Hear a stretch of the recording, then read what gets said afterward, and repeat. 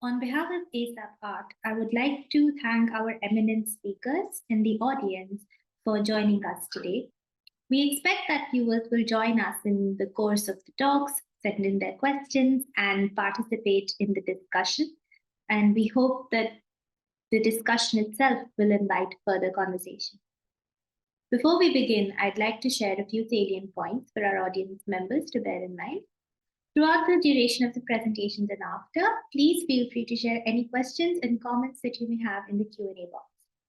We will open the discussion up to the audience at the end of the presentation, and I will gather all the questions that the speakers can then respond to collectively. Kindly do keep your questions brief if possible, and if there are comments rather than questions, we may need to address those at the end of the session if time permits. In all, we envision the entire presentation to be at about an hour and 15 minutes. We will also post some relevant links and references in the chat box during the discussion, so do keep an eye out for those. I am sure that the majority of our viewers here may need no introduction to our speakers, but I will briefly introduce the editors of the book as well as the presenting discussant, while posting a more detailed biographies of theirs in the chat box. How Secular is Art? On the Politics of Art, History and Religion in South Asia is edited by Tapati Guha-Thakurta and Vazira Zamindar and published by the Cambridge University Press in 2023. Tapati Guha-Thakurta is an honorary professor and the former director of the Center for Studies in Social Sciences, Calcutta. Her work is located in the disciplinary field of cultural history, art history, and visual studies. Vazira Fazila-Yacoobali Zamindar is a historian at Brown University and works for the Visual Archive. We're also delighted to have Shuddha here with us to discuss and engage with the volume. Shuddhabrata Sengupta is an artist and curator with the Rux Media Collective and is based in Delhi. This timely volume, first conceived as a symposium at the COVID Institute for the Humanities, Brown University in 2018, is both an investigation and a proposition to consider the secular as a paradigm, a theoretical approach, and at times a fundamental principle around the democratic to be questioned within the context of its location. South Asia becomes a key locational ground for the authors to investigate the category and the nature of secular in art and image making, exploring the diverse dimensions of cultural heritage, colonial and post-colonial practices, practitioners, and then the modern and the contemporary. The volume thus asks its reader to consider how do the artistic and aesthetic interface with the political, the public, the communal, and the institutional within the parameters of our present, itself conditioned by positions taken in the past. A question that is increasingly important, if not urgent, in our considerations of growing image-making practices itself. The book comes at a time when many global conditions are asking us to further investigate how to generate a more conversational and dialogic space, especially in times of ethno-nationalism, religious conflicts, border wars, civil unrest, minority genocides, refugee exodus. In other words, ongoing manifestations of regional, national, and community displacement. Through a multi-pronged inquiry grounded temporally, the larger questions that are tackled by the book concern the very nature of our social systems and the present in South Asia. The volume tackles these and other pertinent themes, engaging in how the term secular is paradoxical and at times ambiguous, but has many real articulations in the work of the individual and the state. A vast area of inquiry is envisaged through 4 sections: secularity and its art, boundaries of secular nationalism, art and its gods, and architectures of devotion, with essays by philosophers, historians, and scholars of art that encompass the theoretical, aesthetic, art historical, and cultural question of the secular in art. We will post the full list of the contributors shortly on the chat box. Any mention of the book would be remiss without acknowledging the overwhelming and lifelong contribution of Dr. Kavita Singh, an extraordinary academic, and a beloved professor whose sharp and insightful scholarship continues to shine brightly in the work of many scholars, young and established. Her essay, titled For the Love of God, Conservation is Devotion in Tamil Nadu, closes the book. As her former student, and on behalf of everyone on the panel, we wanted to share our deep affection and respect for her and mention how incisively her brilliant work will continue to pave the way for art historical scholarship for years to come. With that, I will now hand it over to our speakers to begin the session. To begin with, I would like to invite the editors of the book, Vazira and Tapati. Thank you. Thank you, Arundhati, for this lovely introduction and for inviting us so graciously for this conversation. And a big thank you to Rahab and ASAP team as well for making this possible. We are in a time when these conversations are a matter of some urgency.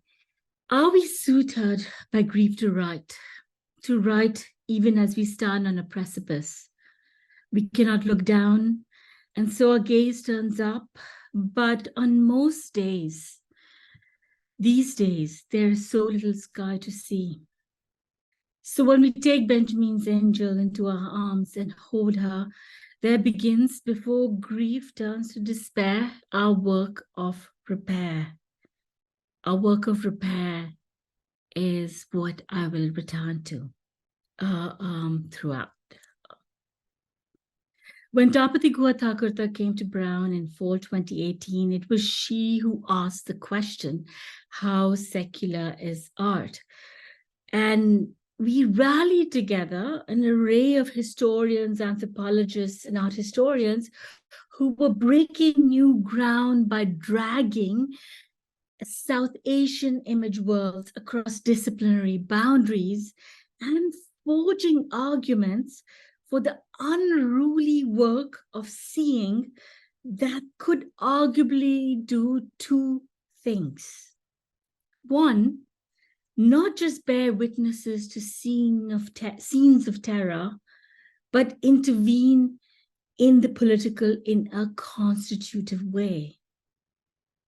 Two, take on the Eurocentric conceits of art history, which mask how colonialism has shaped and continues to shape formations and institutions of art. Colonialism, and one can add to that nationalism, the ways in which colonialism and nationalism has shaped and continues to shape formations and institutions of art. The vitality and urgency of the conversations at the gathering of 2018 that Arundhati already spoke of led to us taking up the book project. I'm going to focus on the first of the tasks, the political, while Tapati will take on some parts of the second, art history. We begin with, in the book, and in the introduction, with Shaheen Bagh. We begin in the introduction with Shaheen Bagh as a luminescence in a sea of grief. It is a luminescence particularly now, because it was both a site of contestation, but it also offered experiments in democratic practice that transcended national borders, what one might call a kind of world making. As the profusion of art and gatherings, people making art and artwork in Shaheen Bagh, it was not only a guide to the process, to the protest, but it was also a guardian, lending to the Muslim women at its center its very own secular credentials. The art, as such, not only gave visual expression to a politics, but actively was participating in shaping it. As they conjured visions of what was possible, they created that which was worth fighting for, creating the visions to make that which needed to be fought for. This sense of crisis that we are experiencing is arguably not just of politics, but also of the very political concepts that had for so long organized the post-colonial aspirations for overcoming the colonial regimes of religious difference. This has forced in South Asia a long and ever urgent set of deliberations on the term secular, whether conceived as right-sparing constitutional term, an ordering of time, a mode of critique, a set of practices, or simply a sense perception. In these extended and episodic deliberations, there has been at stake how and by what means can we live together with a plurality of beliefs. It is this world-making at stake. I'm going to draw on two very brief deliberations from this substantive engagement with the secular that has emanated from South Asia. Akil Bilgrami, who contributes the opening chapter in the book, proposes in his extensive thinking with the secular that secular and secularism emerged in European history as a mode of repair that followed in the aftermath of the religious wars in European history that had torn it apart. As such, it carries with it a vital reparative imperative in the constitutional arrangements of which he makes a fierce and strong argument. Sudipta Kaviraj is another important interlocutor, a long-term interlocutor in these debates, and follows Bilgrami in that he recognizes that secularism's entry into the subcontinent was under colonialism, and therefore it is deeply implicated in the colonial transformations of what we understand today as that which is religion and that which is religious identity. And yet he argues that when the independent Indian state was born, through the violent debates and fractures that led to the partition of 1947, that it did so drawing on its commitment to secularism as a mode of repair, However, Kaviraj adds that those very conditions, the submission to religious difference as a fundamental cleavage, as the condition of 1947 in which independence from colonial rule was achieved, meant that secularism also has always had to operate in a field of contestation. I want to hold on to this idea of secularism's reparative capacity and this idea that it always has to operate in a field of contestation. But it's also worth noting that for a great deal of political theory, secular and secularism have been tied to debates around the nature of the state, tied to the state. And as such, it has been given a law-bearing function that depends upon maintaining a distance from, a displacement of, a regulation of religion.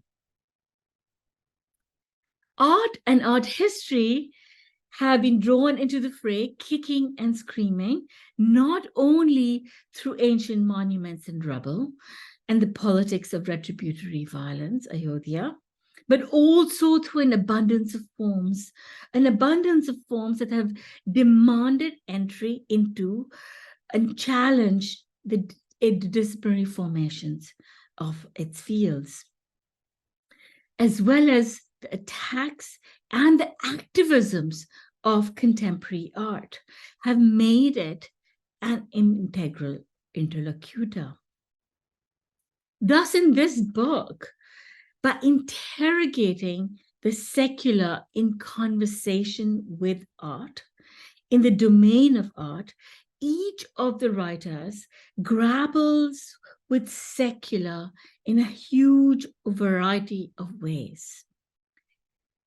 Some see it as a process, a secularization by which a temple can become a heritage site. Each of the writers in the book grapple with secular in a variety of ways. Some see it as a process, secularization by which a temple can become a heritage site, or a gesture or a series of gestures generated through practice, or a struggle with questions of poverty, or a labor of imagination and affect. Some reckon with the epistemic violence of art, and on the other hand, with its creative potentialities, its creative possibilities of enchanting and of world-making, with a certain kind of vitality that needs to be brought back and engaged with. In each case, from different perspectives, the essays challenge any simple opposition between art and religion, and between the secular and the sacred. And they draw upon a series of circuits and movements across what they consider, or one could consider, ways in which secular and the sacred have always, or in some way, need to cohabit. The distance that is presumed or required when it is conceived in relation to the state here becomes a matter of continuous intimacy, engagement through the facts of proximity. In undoing this opposition, the presumed opposition between the sacred and the secular, how do we complicate the religious destinations of pre-modern art and architecture and the new forms of resurgence in contemporary iconographies and monuments? How do we reconceptualize the public and the political as fiery contestations and new curatorial practices reconfigure the meaning of art in the proliferating spaces of museums, galleries, biennales, and festivals? In other words, how do we practice an art and history when so much world making is at stake and the work of repair always at its center? There are two essays that I'm going to quickly briefly draw on, in order to suggest that there is a tension, a problematic that perhaps we can think with together. The first essay that I want to draw on is Karen Zitzwitz. Karen Zitzwitz's work is one that many of you may already know through her book, the art of secularism. And here for this volume, she offers this reading of what she calls the thickness of the epistemic category of the secular, with its insistence on practice as the most productive method for understanding art's secularity, the ways in which art produces a field of the secular. And she rigorously takes us, as such, from the artist studio where work is conceived and made, and where artists can freely engage with the religious and the sacred in their work without forfeiting the secular moorings of their practice, through interpretive work of art history, of writing about the past, and of critique, to the exhibitions where the work is shown. And she suggests that the accumulation of these intrinsically secular practices across these domains produces a secular artistic field, one that allows for a kind of engagement, a field of engagement in which we can enter into and think with. The practices of secularity, she writes, that make art and make art possible. That's the vehemence with which she places this emphasis on the secular field of art that is produced through the work of, one could say, creation, making, a practice, but also thinking with the past, historically, critique, criticism, as well as exhibition or a public domain of conversation.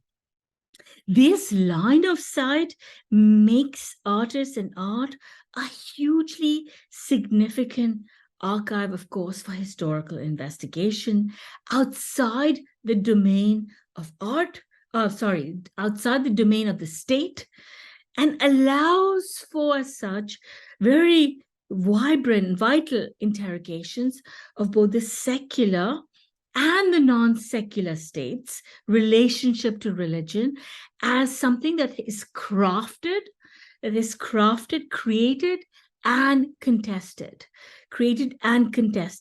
rather than predetermined. So there is this incredible sense of possibility with which she endows the practice of art with. And in the book itself, it allows me to think with the work of the artist Sadiq Khan, who is very important for thinking about Pakistan and the non-secular state as a very particular and very important and vital category that is as much a part of imbricated in the kind of work that the secular state must do. And for Sanjukta Sundarasan to think with Zainul Abidin in relation to Sadiq Khan for West Pakistan, and Zainul Abidin as she thinks with from East Pakistan. However, to juxtapose the kind of sense of possibility that Karen imbues the practice, the creative and the potential, the practice of art with, is Zara Jumnaboy's essay, where as an insider to the art world, as a curator who is dealing with the wounds of a crisis where Muslim past and belonging have become intensely fraught, she argues that this porous boundary between the sacred, spiritual in contemporary Indian art practices ends up constituting what she calls a soft Hinduism that often blurs with Hindu nationalism, with an emphasis on the heterogeneous and the hybrid Sufi Bhakti past, this presumption that it always has to be, that there is a kind of past, a sacred past, where a plural and sacred past that one can draw upon. Secular nationalism of this kind, she contends, does not look very different from Hindutva's devotional tropes and reproduces the exclusions of more devout expressions of Islam, what come under or get configured under orthodox or presumptions of distinctions of orthodoxy. It is arguably Zitzwit and Jumna Boy reckoning with the strained secularity of art when it moves from its protective guild of the worlds of practice into the exhibitionary space or in the public domain, where the domain of the public becomes extremely important.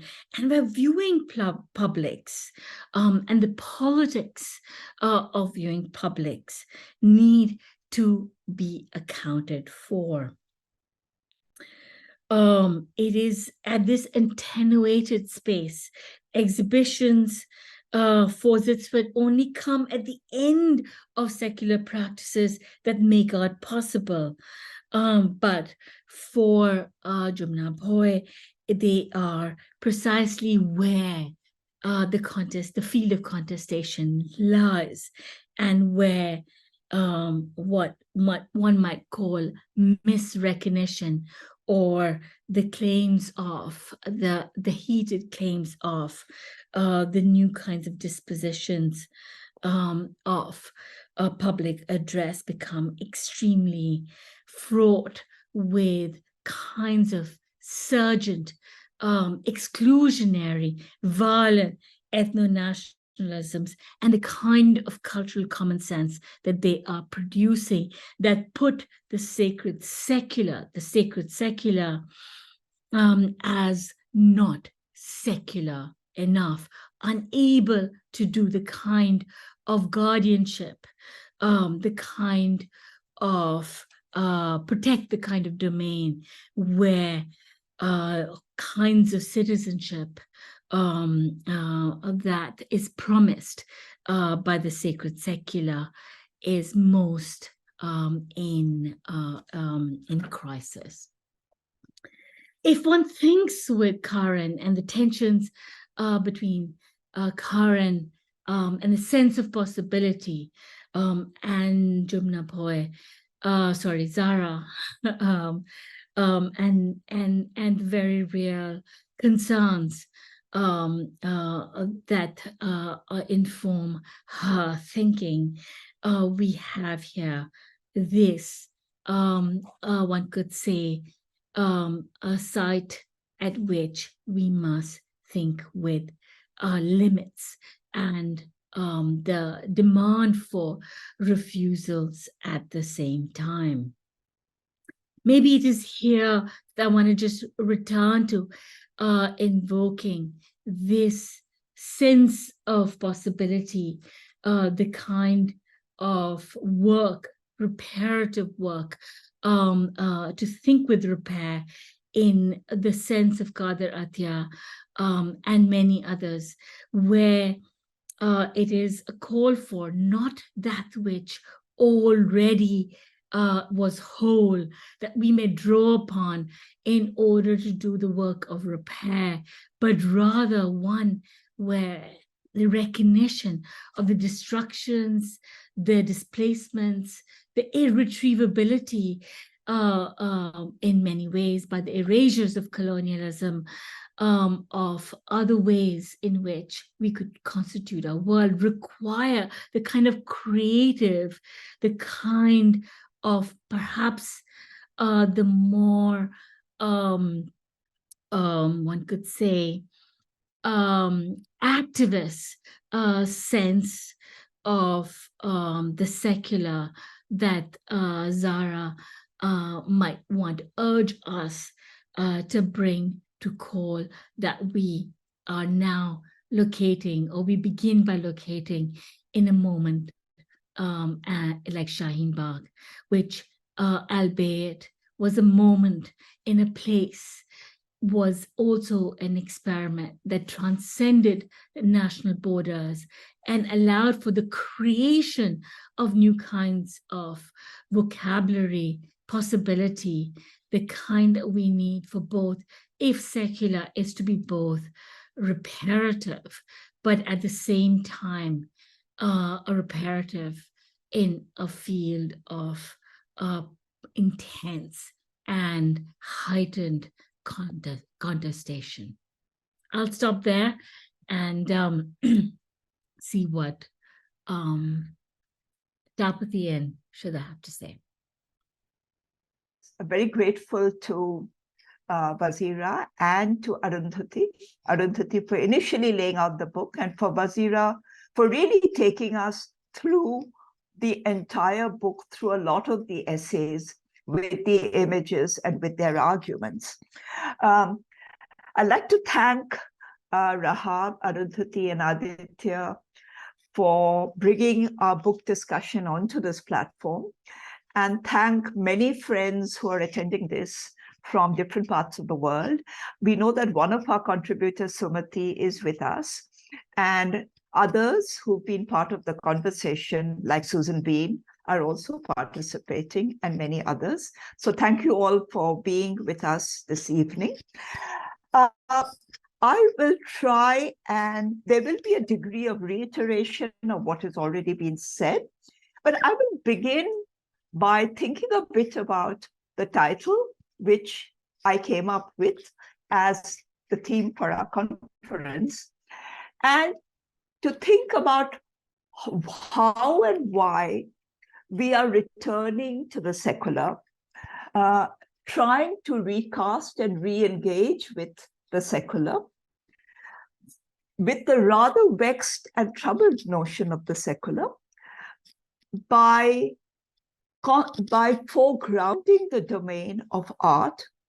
So this is not a case of transferring the long history of political debate on secularism in India, in South Asia, to the field of art, but rather to think of the extent to which this domain that we're very broadly and generically calling art can offer us new terms for engaging the concept, and perhaps allow us to think of the secular as a more flexible and capacious term in which the religious is co-constituted and yet kept apart. So in some ways, the field of art allows us to think, and this is the main argument of the book, to think productively with how we may reclaim the concept, think about its limits, its possibilities,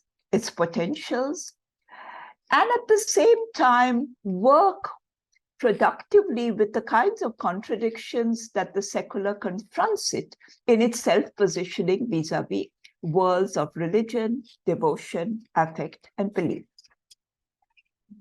And by the field of art, I'd also like to underline that we are really looking at a very broad range of practices and fields, ranging from that of contemporary art across the nation states of India, Pakistan, and Bangladesh, but equally of the discipline of art and architectural history.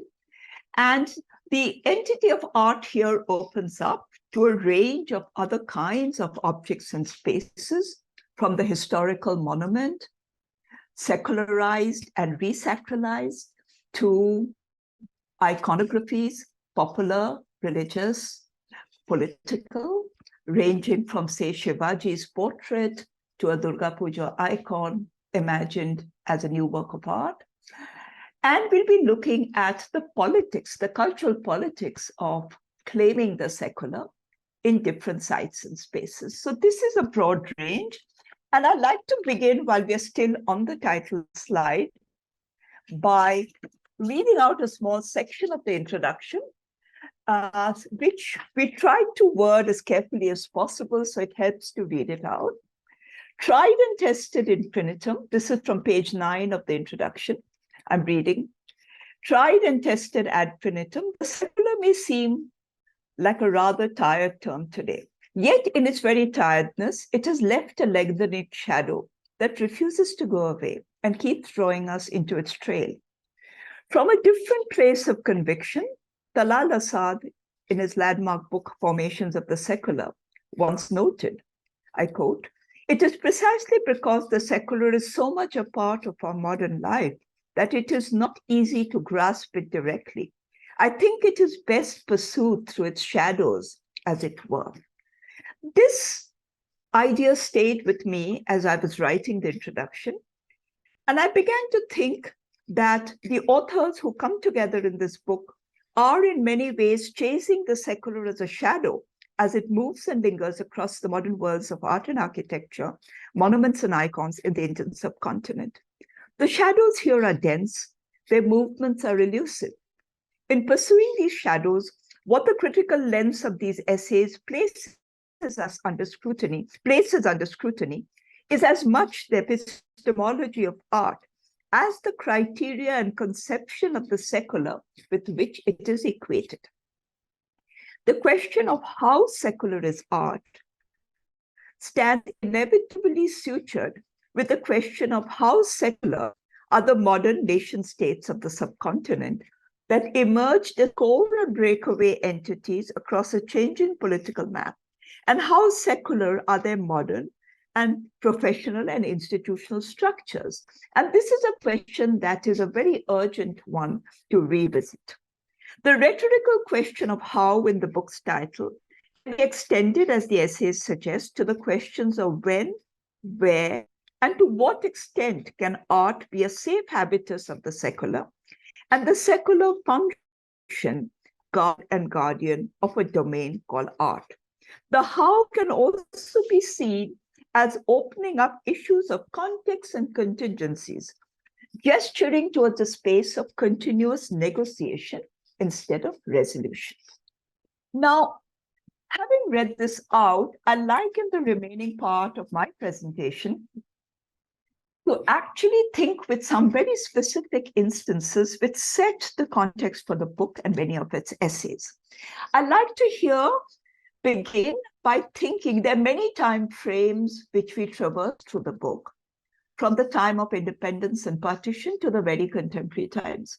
At the same time, we are looking back, I think, to one moment in the history, in the collective history of the subcontinent, which is the 1990s, when there is a major crisis of the secular that visits and which throws into crisis the very idea of a secular India, at the same time throws into crisis the disciplines of archaeology and art history. And I'm going to therefore revisit the two kind of cathartic events of the 90s, the destruction of the Babri Masjid, very familiar to all of you, perhaps still needs to be thought back to, and of course, the attack on M.F. Hussain. So this is the time when a 16th century historical mosque forfeited its right to exist, lost its protection as a historical monument on the grounds that it had supplanted a 10th century historical temple on the site. Now, the debate has long gone on. I want to revisit again archaeology's role within it. A threatened site also led to a threatened science, where we repeatedly saw the professional expertise of the discipline being challenged and the discipline being dragged into a debate on uncovering or disproving the remains of a mosque underneath the historical structure of the mosque. While archaeology was implicated in its fundamental failure to declare the Babri Masjid a protected historical monument so that it remained a disputed site. The Places of Worship Act, which talks about holding in status quo all monuments from 1947, regardless of their religious past, was not applied to the case of Ayodhya. So we have here a clear abrogation of a series of professional commitments of survey and of the state in allowing the mosque to be destroyed. And to throw then open to question, and this is something I'd like to now move on to think about then how the category of the historical monument in a multi-religious subcontinental history has always remained a deeply unstable secular entity. So I think it's this deep instability at the center of the category of the monument, the continuous custody battles of the colonial state with religious institutions for the control and protection and conservation of structures, and the continuing custody battles of the Indian nation state, so that the secular has been continuously implicated in a series of parallel religious reclaims, contestations, and designations of the monument. So what this, I think, as in the case of Hussain, the domain of modern art, in this case, the secure secular category of the historical monument with which the nation state was so deeply, in which the nation state was so deeply invested, found itself under fresh threat. And what Ayodhya looks back to and looks forward to is, of course, a landscape of the remaking and the replanting of new Hindu temples, which claim to replace past ruins, often of a Hindu temple itself, as in the case of Prabhasapatana, the site of Somnath, where at the height of Nehruvian India in 1950s, we have the archaeological survey defeated in a debate where the political lobbies of Vallabhbhai Patel, K.M. Munshi win over in the remaking of a new Somnath temple as a symbol of Hindu national pride. So the roots go back deep to the beginnings of the archaeology of the Ramayana and Mahabharata sites, where the secular nation state has always, it has seemed, been dealing with the claims, the demands of a national religious that will continuously intervene within it. This idea of from ruin to remade temple is a theme that will repeat itself in the last half of the book, in a section called Architectures of Devotion, where I like to think particularly of the essays by Tamara Sears, who talks about the making of a replica of a Konark temple as one of the Birla temples in Gwalior as a site of worship, leaving the original ruin at Konark within new exhibitionary frames of touring and viewing as an archaeological site, while creating a new reinvented Konark temple for worship, a sun temple.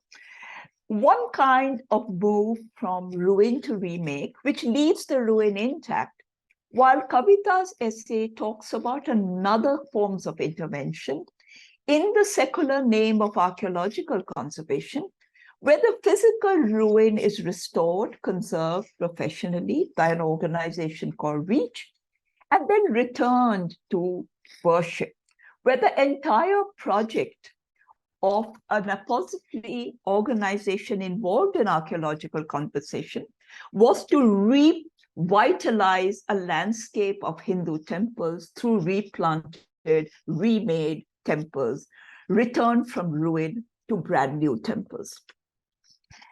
And this landscape, as we end the book, we talk about, this landscape of a revitalized sites of Hindu temples has its counter picture in an increasingly vulnerable status of the mosques, where just as Somnath led to Ayodhya, and it's not for nothing that L.K. Advani's Ratha Yatra began at Somnath to Ayodhya, so does the fate of the Babri Masjid directly now lead us to the threatened existence of structures like the Gyanvapi Mosque at Varanasi or the Shahi Ekta Mosque at Mathura, where again in gross violation of the Places of Worship Act, we now have a new kind of Hindu appropriation of these monuments. Now, what is interesting here is, of course, to think about how the ASI, from being inefficient, often complicit in the destruction,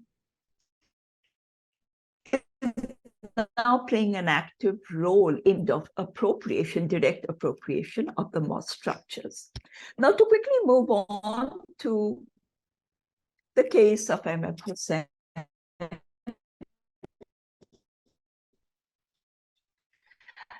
If the historical monument and thrown into fresh kind of a fresh history of endangerment, so was the domain of modern Indian art, when an iconic national artist, Muslim by name of Faith, was challenged and stripped of his right to practice and work in India because of his offense of painting Hindu goddesses in the nude. Now, what this opened up, again, a much written about Hussain affair, was, of course, the once secure and safe domain of modern Indian art found itself a newly embattled site, throwing into question its immunity, its secularity, and its licenses were deeply thrown into question. And I think, again, what Hussein's dilemma and what the dilemma of many defending the case of M.F. Hussain faced was, again, the failure of both the fraternity of modern art and the failure of art history to protect and defend the artist and the objects of attack. So just as archaeology and all its disciplinary endeavors failed to produce a domain of corrected knowledge that could protect the mosque, so art history's long discourse about the legitimate place of nudity and in Indian religious iconography failed to break any ice with those who were determined. Even a court judgment could not give the artist the safety to return.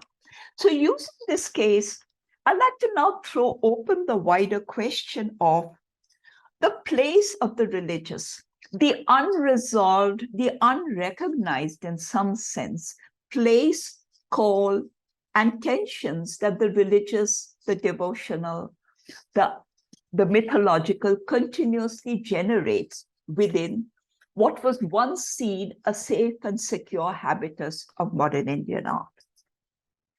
So let me just think here very, very briefly over my next few slides about modern South Asian art's deep and promiscuous entanglement with religious and devotional iconography, something that Vazira talked about, without ever slipping into the domain of the religious and without ever forfeiting at one time its status and secure positioning within a secular domain. And we can therefore think of a claim on iconography that art makes, which is different from that which is being made from within religious institutions or political religious communities. While we are accustomed and really been continuously talking about modernism's claims to iconography, Hussain talks about a cultural claim to iconography rather than a religious a historical and a cultural claim, where he says as a Muslim artist, he could still claim all of India's religious iconographies as his own. What we've talked about a lot is the license of modern art to be irreverent, to be playful with gods and goddesses, to be transgressive, to take on erotica. But what we've thought about less is the place of belief, devotion, and faith in these same worlds of art. How comfortable are we to think about the artist as a devotional figure? And we are not. We assume the citizen artist to be constitutively secular, and his claim on iconography to be from that vantage position. Nandalal Bose, in painting Shiva, did not paint a religious icon. He painted a specimen of modern Indian art, as did Gogi Sarojpal in experimenting with the figure of Kamdhenu, the wish-fulfilling cow. Now, this continuous promiscuous entanglement of religious and secular within the field of art is a very important one to think about. Are there separate legal and cultural jurisdiction that will protect the sacrality of art as much as the sacrality of the worshipped object? And I'd like to show this to see how a figure like Ravi Verma, and much, much later, a figure like N. Pushpamala, complicates this domain by showing how a work of art, in Ravi Verma's case, painted for a palace and still hanging there, can easily enter the domain of religious iconography and mass popular worship, and how Pushpamala's photo masquerade, yes, this limits and the provocations for art to move outside its protected enclave into the space of mass belief and faith, a playful masquerade, where she becomes a religious icon. But once outside a space of initiated art viewing, we are left to think what separates these two works and their circulation from worlds of art into worlds of popular imagery. Now, in our section called Art and Gods, this is a theme that has recurrently returned in Kajri's essay, of course, where she wishes to bring religion, not just the safe division of religion belonging to popular visual culture and the world of art, modern art being constitutively secular, is a question she wishes to throw open to say, let religion move from the domain of popular visual culture to the field of art history, and let the tools and techniques of art historical analysis be there to investigate other worlds of image making that may or may not belong to a defined space called art. Now, this is where, and Sumati raises it as a historian, encountering new kinds of gods and goddesses produced by new cultural politics, how she encounters them as a historian, and how their affective pull disturbs her disciplinary detachments and draws them into her aura. So to think of devotion, aura, and effect within the space of the secular and the religious as it exists in the worlds of image making is what I'd like to end with a brief reference to my own essay, where the goddess and the festival of the goddess, I argue, provides, again, a very, very important field to dismantle the boundaries between the artistic, the religious, and the secular, and to think about their continuous conflation and interactions. I use the term trespass to think about how the goddess trespasses in a way into the domain of art to become an artwork. Yet, unlike Karen's argument about the thickness of the epistemology and the institutional worlds of art that make art possible, here we are led to think about the thinness, the fragility of the same epistemological and institutional space, the ephemerality of the artistic status of these works, their return to non-collectible, often idle waste.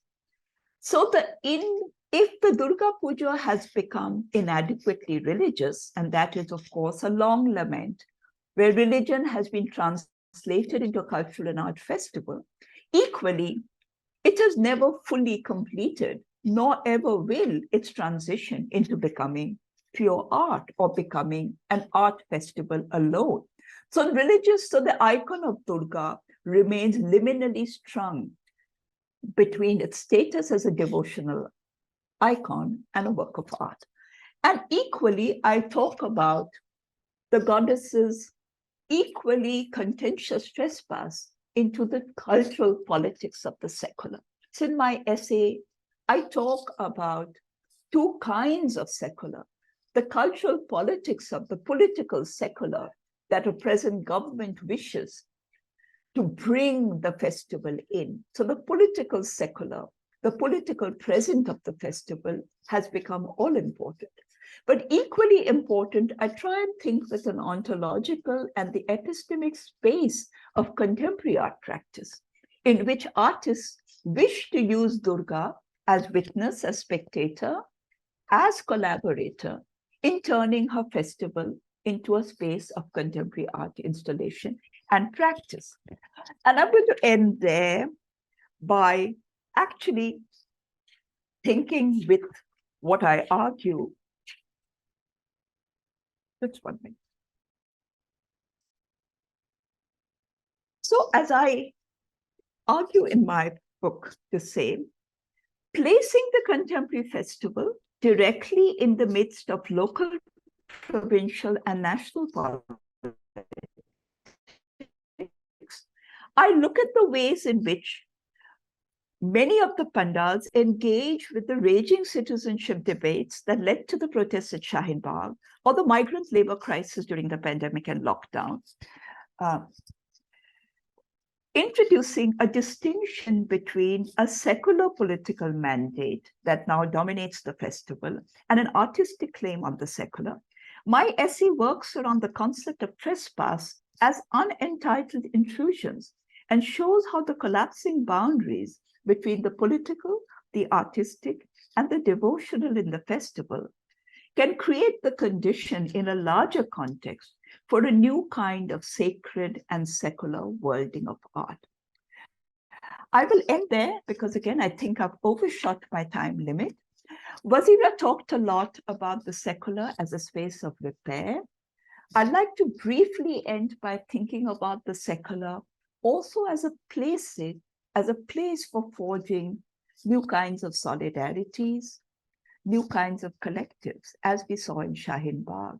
In the case of this book, here we were, 12 women authors, not consciously chosen as women authors, but it turned out to be a new fraternity of women scholars broadly across the field of art history, visual anthropology, history, thinking together on a conference, then fighting through years of COVID, loss, irrepressible loss, coming together across oceans of loss and grief, and still making the book possible. The book was a miracle that it happened. And I'd like to again end by thinking about Kavita and expressing my deep sense of gratitude that we could bring out the book in time for her to see it, hold it in her hands, and for us to be able to bring her on for the first online discussion around this book, which was called Architecture of Devotion. And there is a YouTube recording that perhaps can be shared with the whole crew, where we debated and discussed many of these terms. So to Kavita and to our solidarity as contributors, this book is a tribute. Thank you. Thank you so much for the wonderful presentation, Tapati and Vazira. Now I would like to ask Shuddha to perhaps respond to the volume. Yeah. Okay, I'm going to try and share screen. Thank you. Arundhati. Thank you, Tapati, and thank you, Vazira. This has been really wonderful, both to read you all and to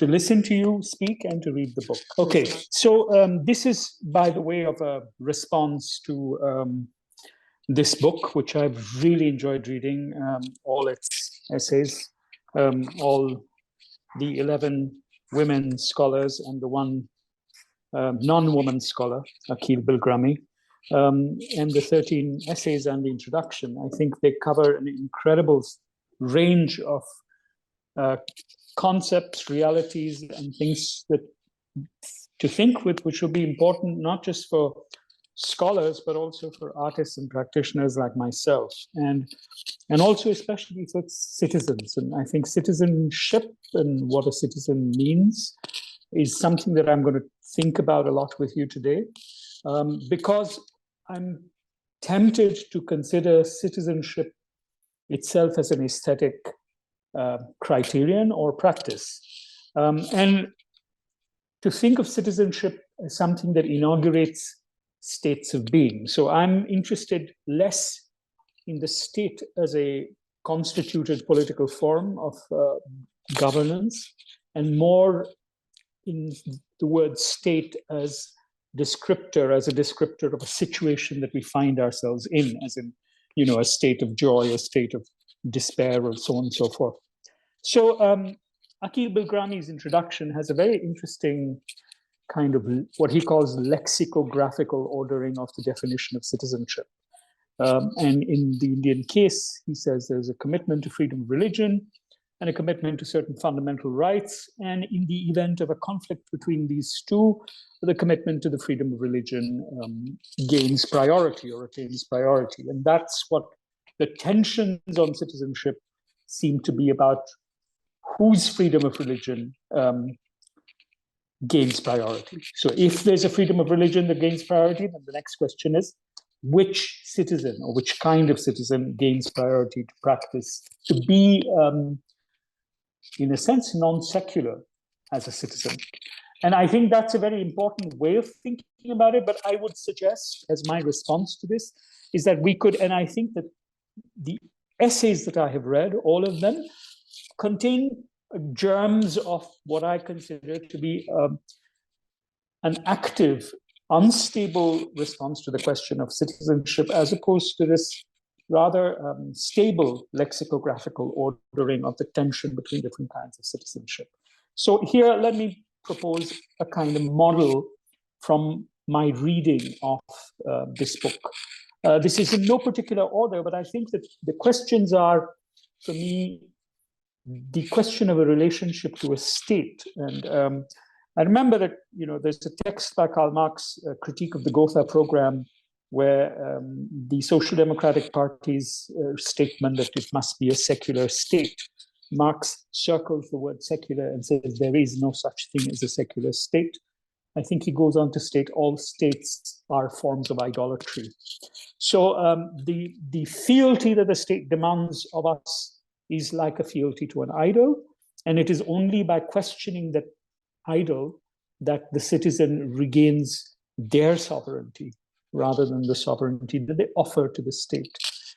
So you can be a secular or a majoritarian citizen, pardon the spelling error. And I think of citizenship as a kind of worldliness, as opposed to a otherworldliness, as opposed to the abstraction that citizenship in the state entails, because that's more an idea rather than a life. And citizenship as a verb, as a work in progress, images that get made and unmade, as opposed to idols that remain fixed, and an open time, an unfolding time in which citizenship occurs and finds its bearings, as opposed to the temporal fixity that says, here you are, a citizen. And let's remember that the Citizenship Amendment Act was an act of temporal fixity. It fixed dates. That before this, if you came from the neighboring countries of India, you would be liable to be considered as a citizen if you were this, that, or the other, and not this.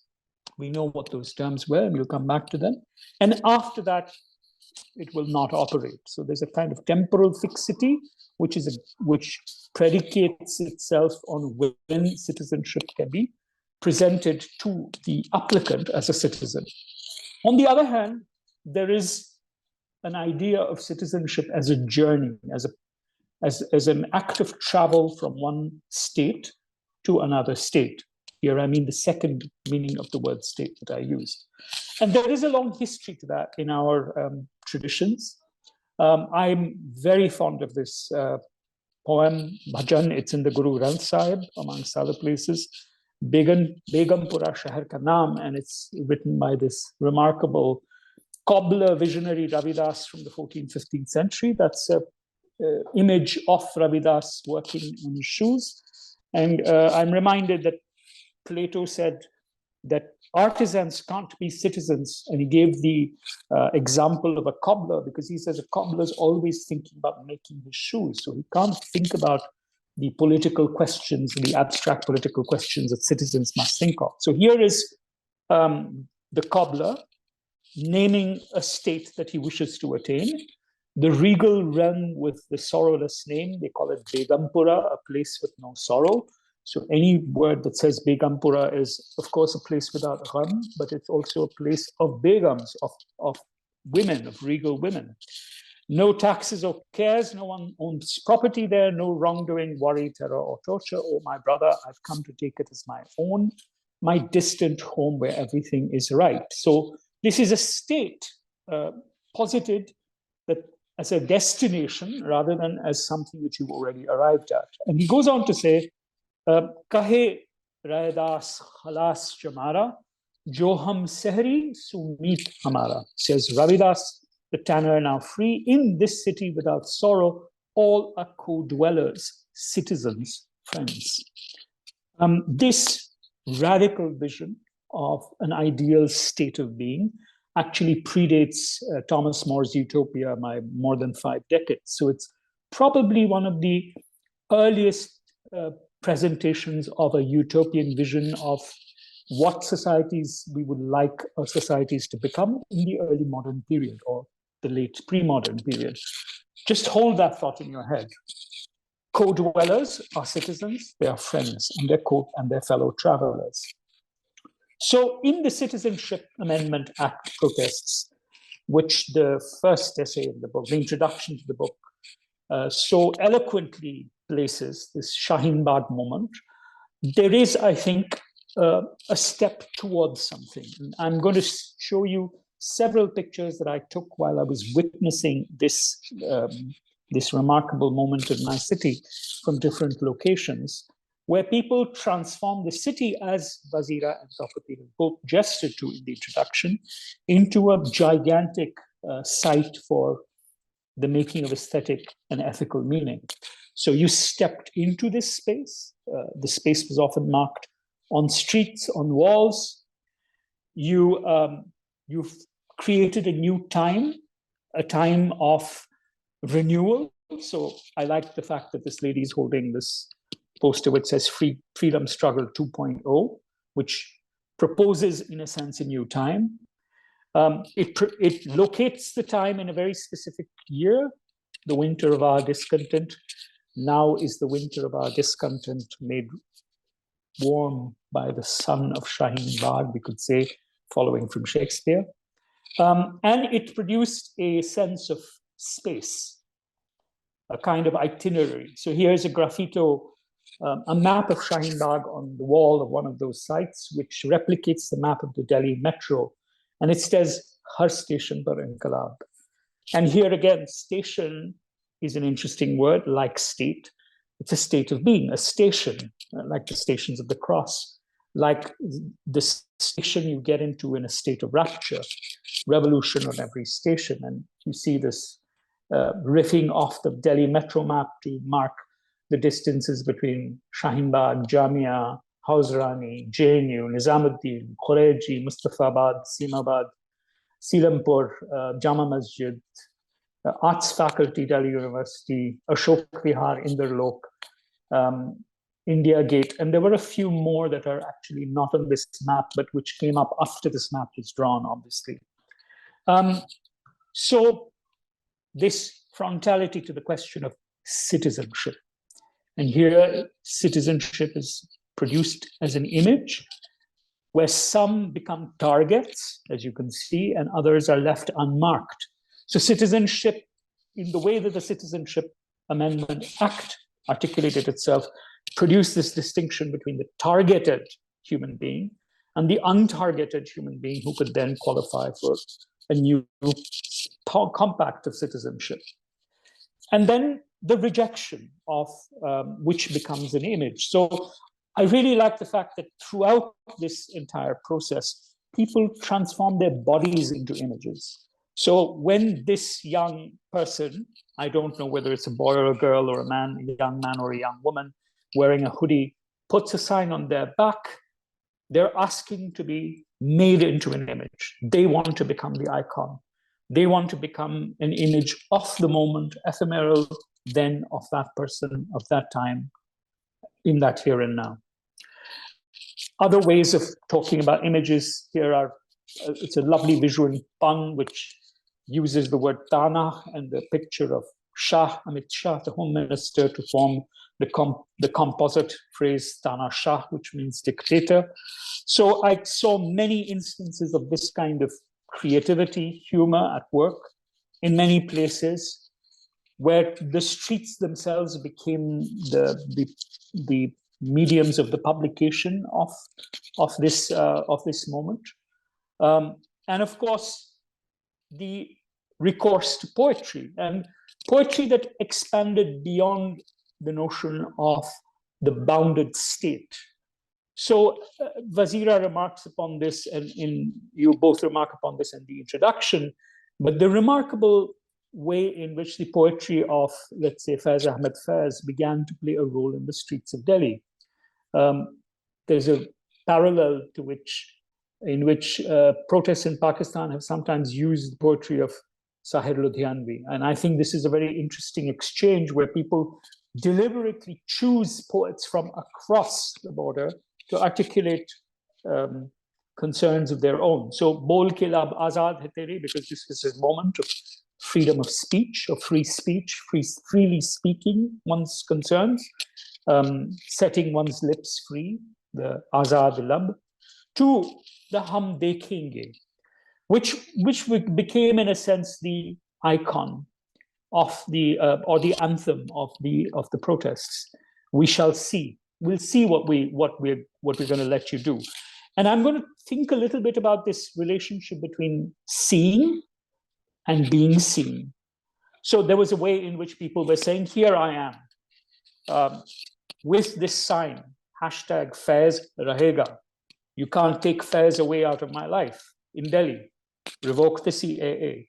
To also its utilization by artists to create works. So here is a contrast in a way. Artists unite to sing Hum Dekhenge or to recite it as a poem. Various artists spoke different lines. And then it's kind of ironic utilization in that horrible film called The Kashmir Files, which is a sort of document of Hindu nationalism on steroids, but where the deployment of Hum Dekhenge as a sign of the kind of people who are anti-nationals. So it produces an image of the seduction of the song, and then say those who are seduced by it and those who use it to seduce others are the ones who are the real enemy. So here is the anti-heroine of the film singing, giving a robust rendition of Hum Dekhenge, which you are meant to be attracted to, but also horrified by. So it's interesting how the presence of Hum Dekhenge as a sign, as a song, did all sorts of work from then onwards. Now the question of what we won't show, because the other slogan was, Kaagzat nahi dikhayenge, we won't show papers. You will see, but we won't show, right? So there's a way in which this tension between we, the citizens, we'll see what you can do. And we, the citizens, are not going to let ourselves be open to your scrutiny to decide what citizenship is. This tension between seeing and not showing is perhaps the aesthetic work that was being done at this moment of time. And this question of what the worldliness, what the secularity of that moment was, for me, is cantilevered on the tension between waiting to see, seeing, dekhenge, and nahi dikhayenge, will not show. Various other signs populated this place. I really like this image because it says, Savdhan, caution, we will take our freedoms, right? New words came into being or came into circulation. A word that very few people used before these protests, ihtijaj, suddenly was on everybody's lips. And it was spoken in a certain way with a certain breath on the ihtijaj, which was very new. So it was spoken in all sorts of accents. People in Delhi don't always speak Urdu correctly, but I found it very nice that they could make it ihtizaz, ihtijaz, ihtizaj, and ihtijaj. All sorts of impromptu performances came up, a certain acrobatic poise to the question of what it meant to be that citizen for that moment. Rage and the anger of the young, which was always present, always willing to present itself. And this is very important for me because many of us who'd grown up in Delhi used to lament the idea that the young are no longer political. And I think from 2012 onwards, we have been surprised to see how political the young are prepared to be and how their being political actually articulates a different aesthetic and a different sensibility and a different sensory world. So this was very much a part of it. Of the way in which the streets became galleries. So here there was impromptu exhibitions of photographic work that documented what had happened perhaps 2 days before. This is the violence that occurred in Jamia Millia Islamia University on the 15th of December 2019, immediately transformed into a portable exhibition that then people took pictures of. So taking pictures of the pictures that had been of the event that had just gone by. People taking pictures of themselves with pictures and posters. You cannot destroy the vision, for instance.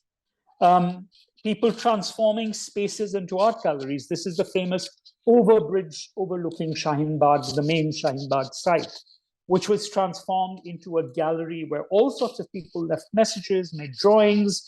It was a tryst where people young men and women went on dates and took pictures of themselves. So there was a staging of the self and a representation of the self, two selves and others. Two small pleas like protect our city. If we are together, Delhi will be safe. Delhi is ours. We have set out to save the city. This is when the threat of violence was very imminent or had just broken out. People left these messages all over the place as anonymous notes. And also the rage against the way in which institutions that were supposed to protect the idea of citizenship had in fact failed to do so. Which brings me to the institution and its aesthetic. So the Parliament of India is now a massive space of art. There is a new parliament. This is a performance piece done by an artist who is also the Prime Minister to inaugurate the sacred moment of the building of the new parliament.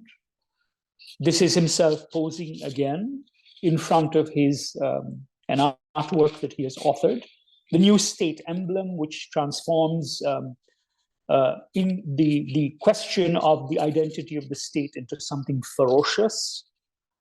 And here is the artistry inside the new parliament building. So a restaging of the revanchist map of Greater India. So this is the Parliament of the Indian Republic, within which an artwork as a map proposes that the imaginative territory of this new state extends right into Afghanistan on the one hand, into Bangladesh and Nepal on the other. and other such spaces of presentation of the self. This is a building called the Bharat Mandapam. I went to see it to try and take some pictures of its scale and its volume. Here you can see the scale with the 3 human figures. And Bharat Mandapam means the stage for Bharat, that is the old new name for India. This is an idea of dimensions. These are the kind of spaces within it, of the aesthetic that is actually presentable or presented, and nice video of what these magnificent spaces look like after a shower, after a night of rain. So I really like this, because here is this state's great effort to produce this magnificence, which then starts leaking in a nice kind of lovely way. Here again, inside, there is an exhibition. There is a gallery of, this is for the G20 summit, and these are an exhibit of artifacts that are symbols of democracy. And of course, there's the Magna Carta, there's the American Declaration of Independence, there's Canada's Royal Charter, and for India, the symbol of democracy is a fragment from the Rig Veda, from the Rig Veda Samhita, which is unexplained as to how that is a symbol of democracy, but it is. It talks about coming together, I suppose, sabhas and samitis, but doesn't actually articulate how those sabhas and samitis represent any notion of egalitarian citizenship, but it's there. The other states also present their symbols of citizenship, and I think they're seduced into doing so by the Indian statement. So this is Bangladesh, and Bangladesh symbols of democracy is a polycarbonate bust of Sheikh Mujib Rahman, and so on. There are also points for taking selfies. So you can represent yourself within this grandiose idea. And you do see people taking those selfies. And there are objects that are suddenly placed as kind of points of origin or points of reference. Intriguingly, amongst them is this giant, compared to the actual size, replica of the figure sometimes known as the Mohenjo-daro dancing girl. It's not clear that she's either dancing or a girl. This is an icon that I found reiterating itself repeatedly in these moments. Here is the icon of the figure as it exists. It's, hardly a few inches high in the National Museum. On the right is what is called her ugly sister, which is in the Karachi Museum, which is, it's called ugly because she's considered to be less voluptuous. It graces this book, a remarkable, very good book, Early Indians, which looks at our genetic histories. But we could say, and early Pakistanis as well, because she is from where Pakistan is now. But she tends to appear in all sorts of places. Here she is in Mohenjo-daro, Sindh, as again a giant, a kind of mother. Here she is where the Prime Minister is inaugurating a model of her demurely dressed in sort of bicycling shorts for the World Museums Day. He's he's failing to unveil her, but he's pushing some buttons. This is what she looks like and how big she is. It's an image that is about 12 feet tall. And she again surfaces in the work of a contemporary artist, Riaz Komu, in the exhibition that was staged at the National Gallery of Modern Art to commemorate the 100th radio broadcast of a particular radio program that our Prime Minister likes everyone to hear. So there's all sorts of ways in which this image moves from the regalia of the state to representations in spaces to as an object in contemporary art, all wedded to the emerging identification and idolatry of one figure with the new state. And there are many such figures. There seems to be a rash of gigantism in contemporary Indian art. And I use this term advisedly. People talk about there's no money for contemporary Indian art. That's not true. If you're a sculptor, a contemporary sculptor devoted to the production of giant monumentality, then there is a lot of money in contemporary art in India right now. This is a statue of Deen Dayal Upadhyay, one of the general secretaries of the Bharatiya Jana Sangh, precursor to the Bharatiya Janata Party in Delhi. You can get a sense of its scale by looking at the workman on the scaffolding. You can also go inside the world's tallest statue, the Statue of Unity. I went to look at it, to stare at it from beneath, and to climb inside it. And this is the kind of scale we're talking about. This is currently the world's largest statue. So this is contemporary art, and this is contemporary art in the service of idolatry, where giant idols like Ozymandias of the future will decorate the landscape increasingly. And there are plans for many more such statues. If you calculated the amount of money that is going into the making of these statues, they can fund more than a few documenters in any given time in India. Here there's an idealization of how people contributed their iron implements, farmers, to build this statue. You can take a selfie, of course, with Patel's head. We used to have a rhyme called Ganju Patel, so I suppose this is that moment. And then you can have portraits with portraits with portraits. These are all opportunities for citizens to create their identification with their rulers. And you can do that in other ways. You can wear the mask of the idol and become in a participative way, become a part of the sacrality of the visage that is proposed to you. There are numerous places where you can take selfies with cardboard cutouts of this man, and these become, ways in which you demonstrate your proximity to the image. You can wear a face mask after COVID-19, which transforms your face into half his face. And you can, of course, have his face on your COVID-19 certificate. So these are ways in which a new compact is sought, where the citizen is that person who is compelled or seduced or wishes to constantly regard this image of the ruler. And sometimes the ruler regards himself. So for instance, here, if we were to, for the moment, just play this video. Oops.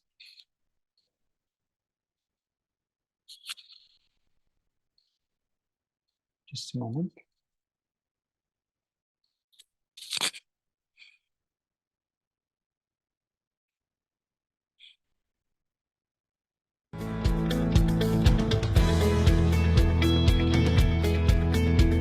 So here is an idol in construction.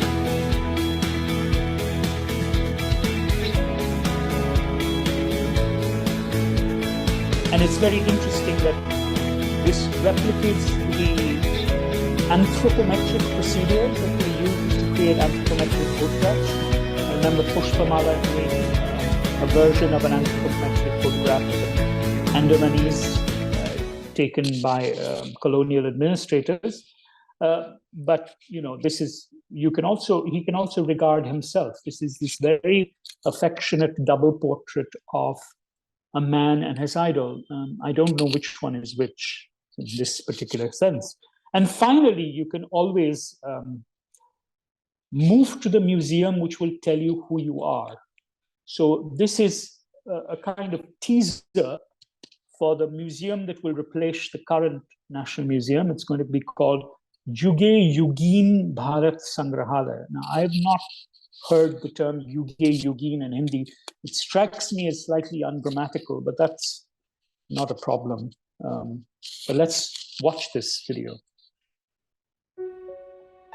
Bharat देश जहां दुनिया की सबसे बड़ी statue, सबसे बड़ा stadium और 10,000 feet ऊंचाई पर बनी विश्व की सबसे लंबी टनल है, इसी भारत देश में बनने जा रहा है विश्व का सबसे बड़ा संग्रहालय युगे युगीन भारत राष्ट्रीय संग्रहालय।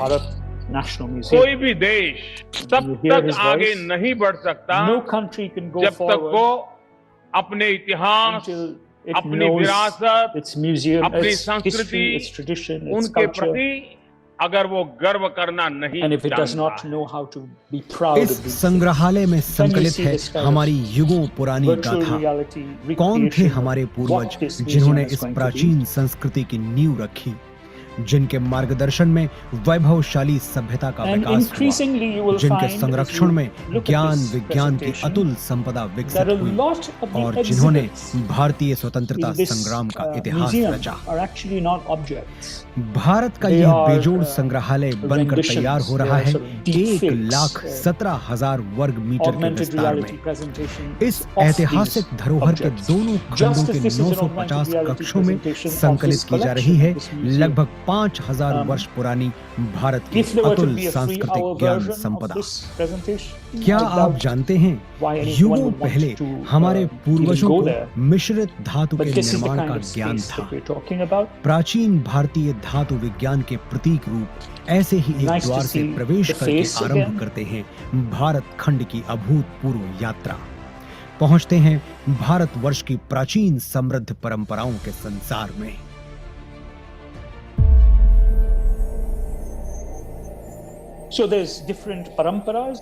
आश्चर्य होता है कि युगों पहले भारत में सुनियोजित नगर व्यवस्था विकसित हो चुकी थी।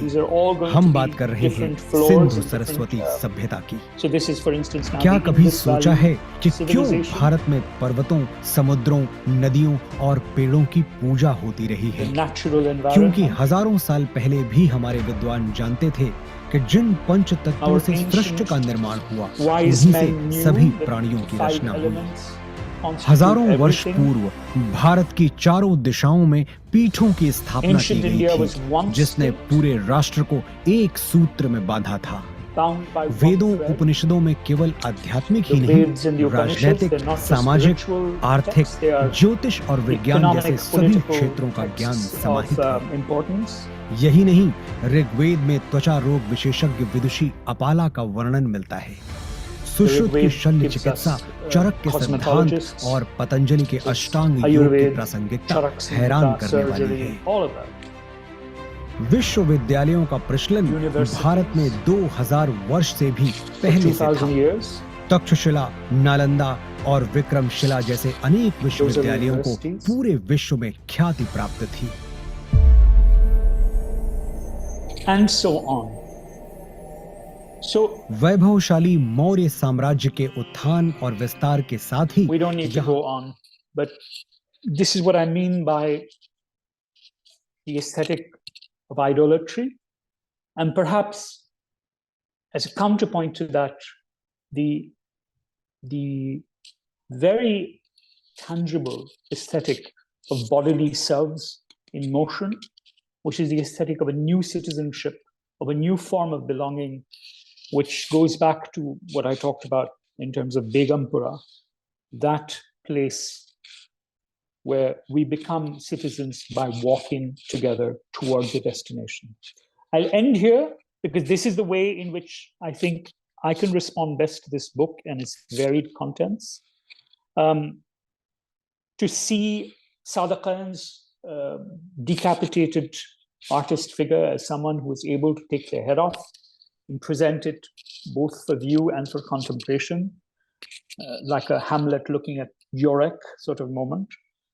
But looking at the fragility of what the state of the citizen is, constantly asking for renewal, constantly asking us to grow more heads to think with.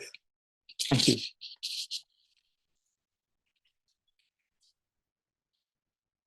Stop sharing. How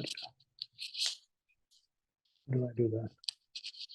I think the screen is, I think we've stopped sharing it now. Okay, great. Perfect. Thank you so much, Shuddha, Tapati, Vazira, for your absolutely invigorating presentations. I know we've gone a little bit quite above the time, so I will just keep my responses short and perhaps request Vazira and Tapati if they wanted to respond to some aspects of, I suppose, Shuddha's response. Because there's been a lot of conversation about scale and also place and locationality. I think that really overlaps with, of course, a lot of concerns that the book itself also addresses. So I wondered if either of you wanted to go ahead and maybe respond to that. I have a response. I'm filled with terror after watching these videos. The scale is awesome in all its terror. Of the kind of vision, if you think of state or states of being, on the one hand, that you have emergent in Shaheen Bagh, and then the states of being projected through scale and construction of a kind of past where even the minute little dancing girl, so-called dancing girl, as you said, acquires this kind of terrifying stature, and it no longer matters where it's from or the ways in which we might think about it as in relation to each other. And here I'm also thinking, the Met Museum had a very big exhibition on early Buddhist art called Tree and the Serpent.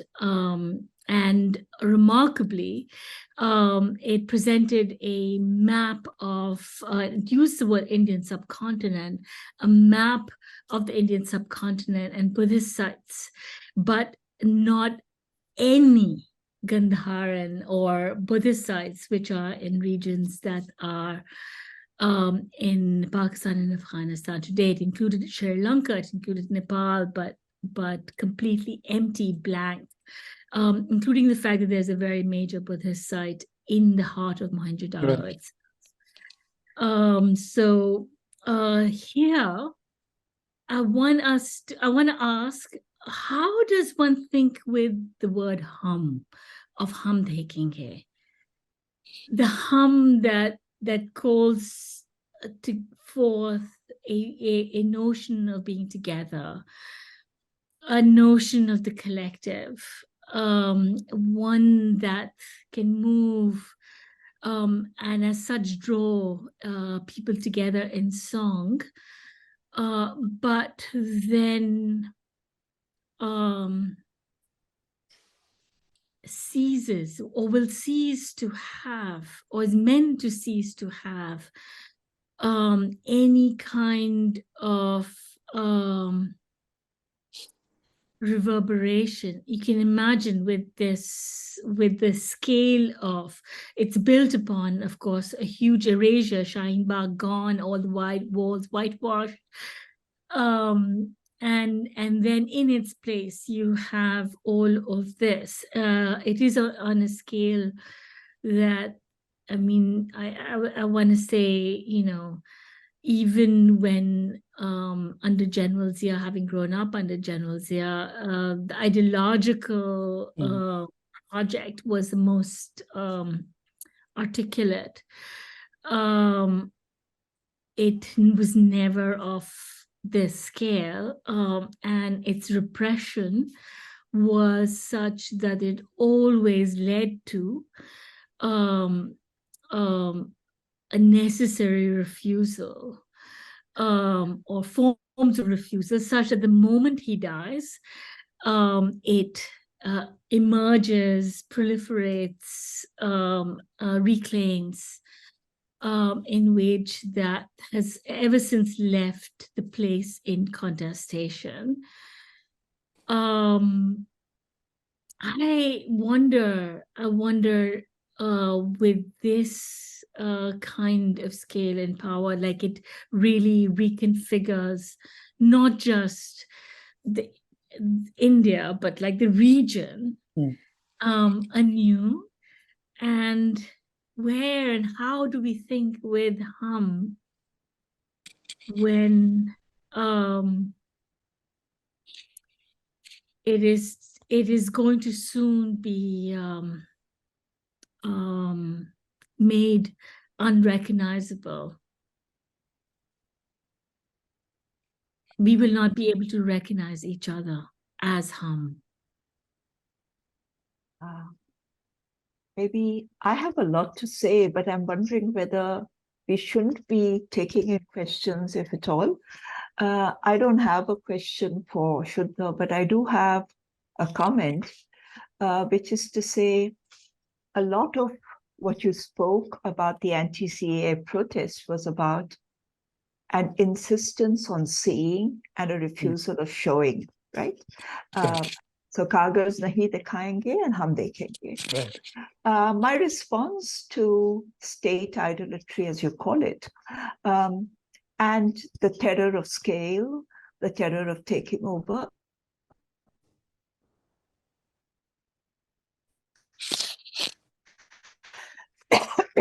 You're frozen. See and hear. Can you hear me now? Yes. What if some of us, given the distance of region and space, resist the view from Delhi and to say, we don't want to see and we don't want to hear? Now, that is very hard.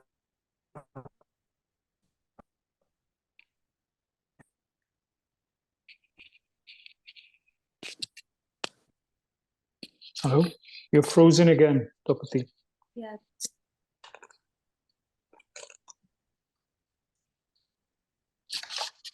Would it help if we momentarily turned our videos off? Turned off our videos, yeah. But one of the problems, maybe I'll turn my video off. Is it better now? No, it's better now. We turn off videos. Yeah. No, just to quickly say that part of the struggle with the book and with the kind of hegemonic majoritarian and state-sponsored culture of image making and icon making has been to think of counterpositions.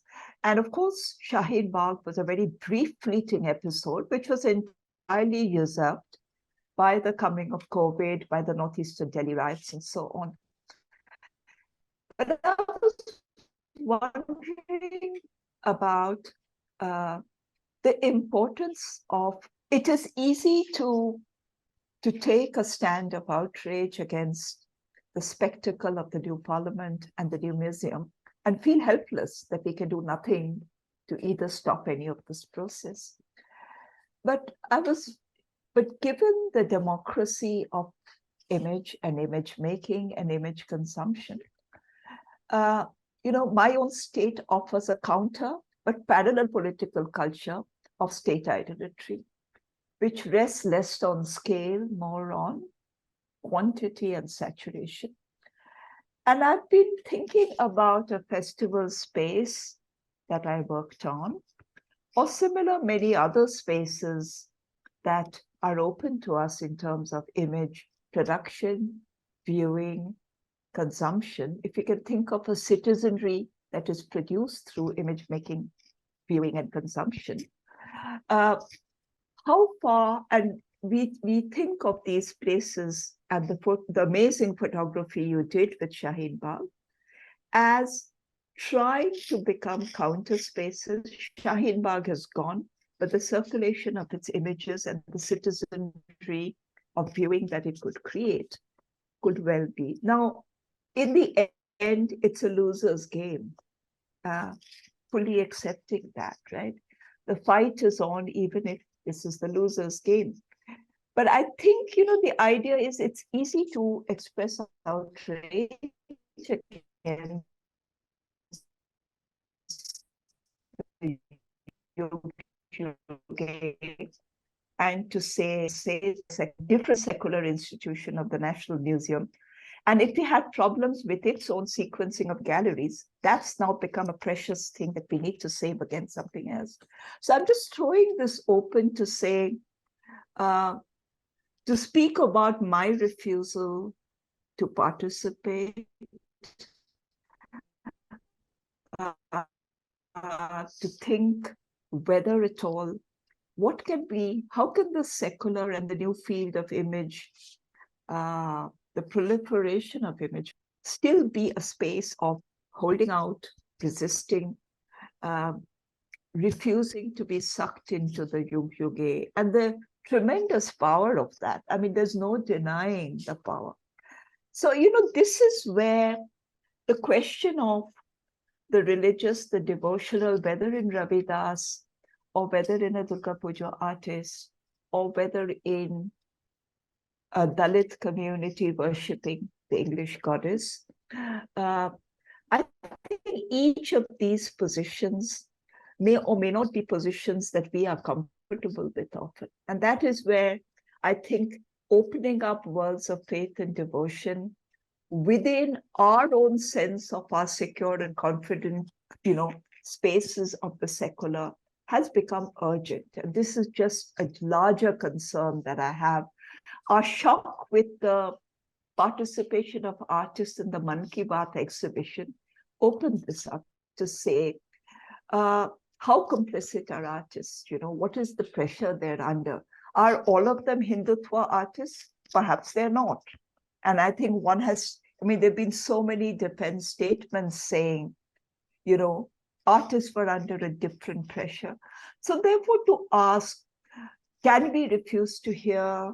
Let us see if we can refuse to see. Let us refuse to participate in what is being imposed with us. How strong are our institutional networks to allow that? And therefore, the participation of artists who we never thought would be out there, right? It could be a Madhvi and Manu Parekh, it could be a Riaz Komu. What has been the selling out here? Or is it a selling out? Or are there deeper fissures that we need to look at ourselves to say, why is it that these worlds which we thought were so secure against the Modified image worlds, today, what is happening there? So I think this is the point which I'd like to open up to say, there are cracks in all of this that we thought was secure against what is clearly a hegemonic vegetarian agenda of the Modi idolatry agenda. But are there other major fault lines that we today must recognize? And the fault lines are within us who have opposed or who are outraged by what we are seeing.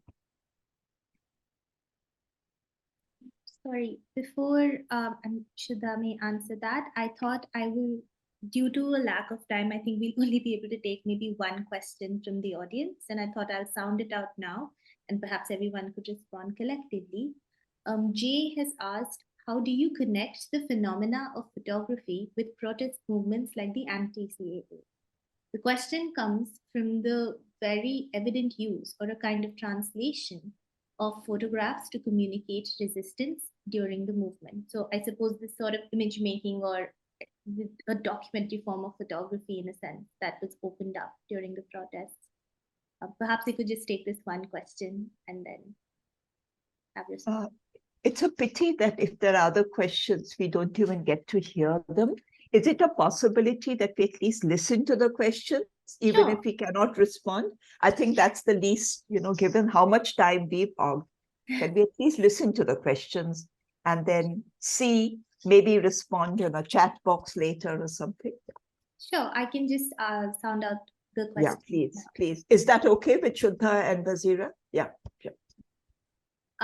So Mohit asks, to Shuddha, first of all, in terror with this yuging and lament for National Museum, my question arises from to see or being seen and the refusal to show.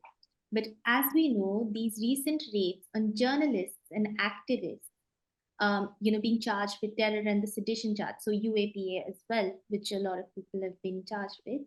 What kind of after seeing by the state do you see in these actions?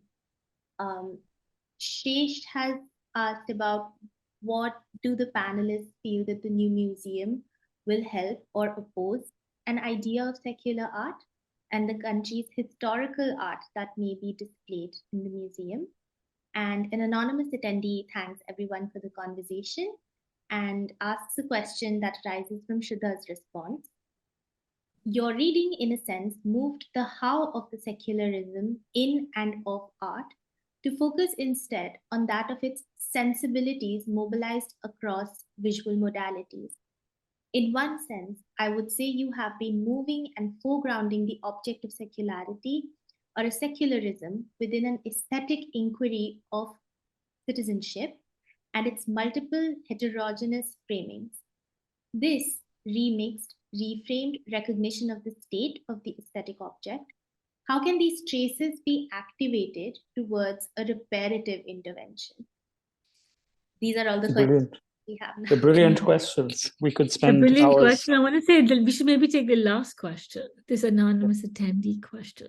Yeah, and Shuddha should have the last word because people put all our concerns out there, our terrors, our distastes, our refusals. Now you have the last word.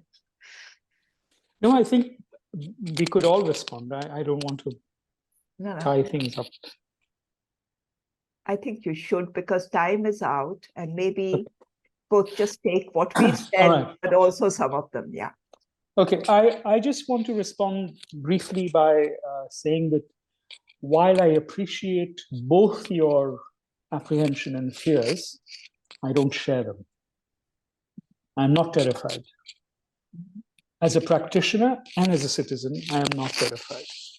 I see a clear anxiety and terror in this desire for scale and this desire for monumentality that is also a sign of desperation. I feel that much of the new aesthetic of the new regime is a terrified response to Shaheen Bagh and to the farmers' movements and its capillary power. So something of what Tapati was referring to, countermeasures.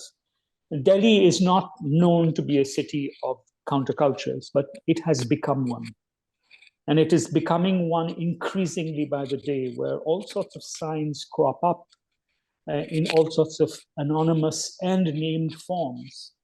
So just to briefly answer the question on photography, one of the things that really struck me was many of the young people used to carry placards that stated their name and the date. And that was very interesting because there was a response that was saying that these are all fake images. These are signs from other protests. This is not happening right now. So then they responded by saying, you want to know this is not happening right now? I'm going to show you. This is me. This is my name. This is the date. So it was, in fact, a kind of challenge to the regime of surveillance, even saying, you've got CCTV cameras. This is my name. This is the date I'm here, right? And this kind of creative responses, new politics of being in place in time, is something that I have actually seen over the last 9 years, and it has grown stronger by the day. And I think that the state's attempt to create this monumental timelessness is a terrified, anxious response to the granularity of this emerging form of being, right?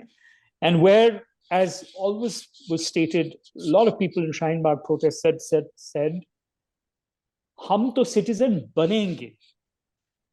Hum nagarik banenge. It's something that will happen. We are becoming citizens by being here. It was a completely different temporal regime to the idea that the state had, which is, this is a date, you cross this date line, you either are a citizen or you're not. You come from here or from there, this is your name, then you become a citizen.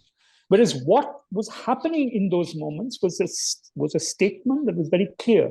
Citizenship is what occurs when us, gather, right? We gather, we go away, we gather again, and it is through these daily, almost in that 2-month period, it was daily. And it would have been daily had COVID not occurred through the rest of the time. So this idea, and now this is seeped into the population of the city. It will happen again. I am certain it will happen again.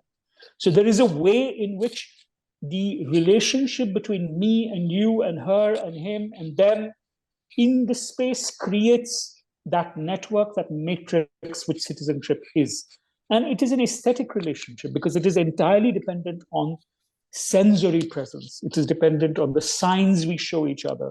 It is dependent on the rhythms that we enter into while we're together. It is dependent on the music and the dancing. So there is a way in which something new, and I think that the real challenge is not just to those of us who practice or think about the aesthetic sign or the aesthetic trace. It's a challenge most of all to political theorists because I don't think they have a clue, right?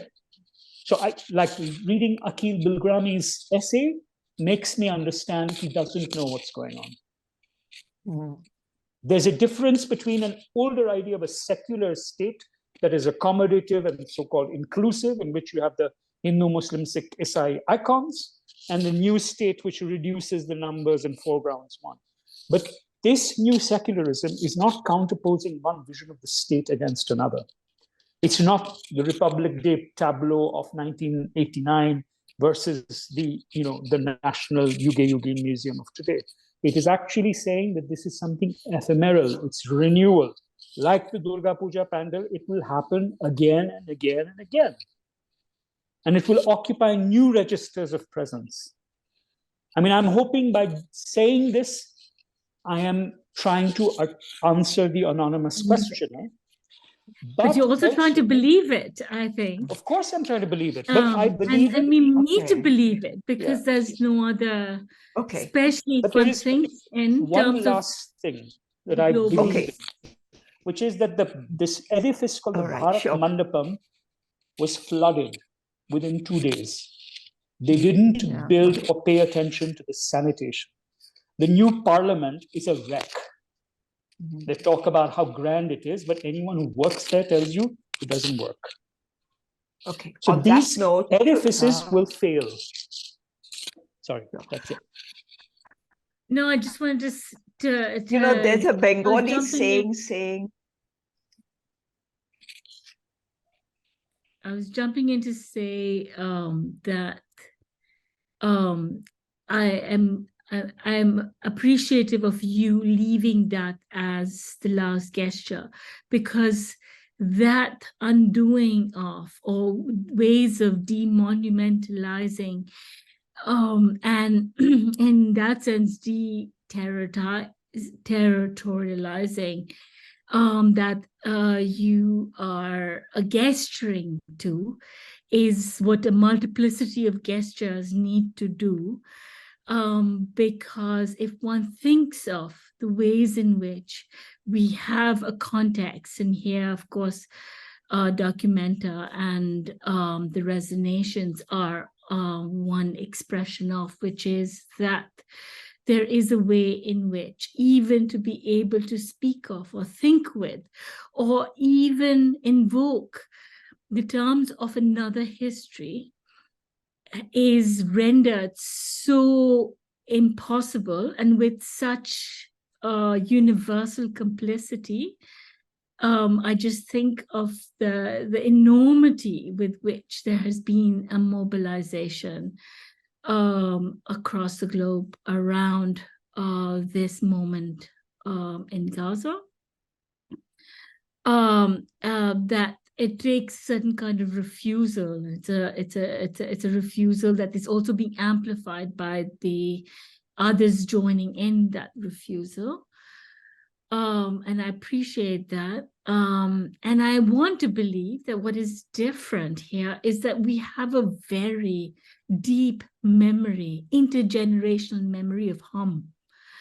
And that deep, long intergenerational memory of hum, something that has been passed down, even though we are confronted by that it cannot be, it will not be fractured, erased, destroyed, replaced. It survived through colonialism. I want to believe it has, and that it will survive this moment of nationalism, ethno-nationalisms. But in that, and so here, when I think of partition, I just want to say that I think of it as a parting of oneself, and a parting of oneself which as such leaves that sense of loss in our bodies. And it is in that sense of loss that we grope for or conjure and bring together a sense of togetherness, the hum, the constituting it again and again, as I hope will be the case. Thank you.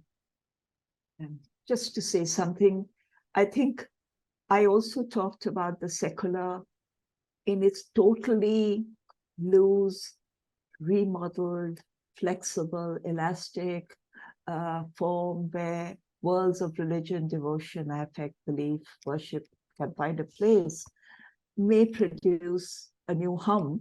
And I think the book allowed us to form such a fraternity. Today's conversation did.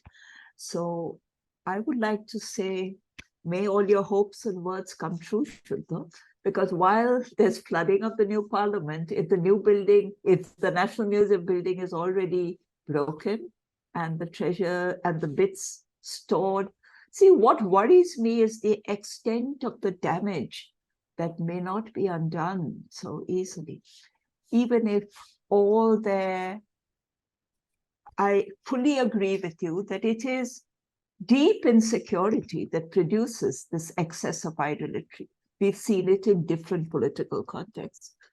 But there are large prices, and I can only hope, as they say in Bangla, na, tomar kothar phul chandan poruk. So one can only hope that the optimism and hope you leave us with is the optimism and hope with which an Indian and a Pakistani scholar needed a first world location to be able to bring this book together.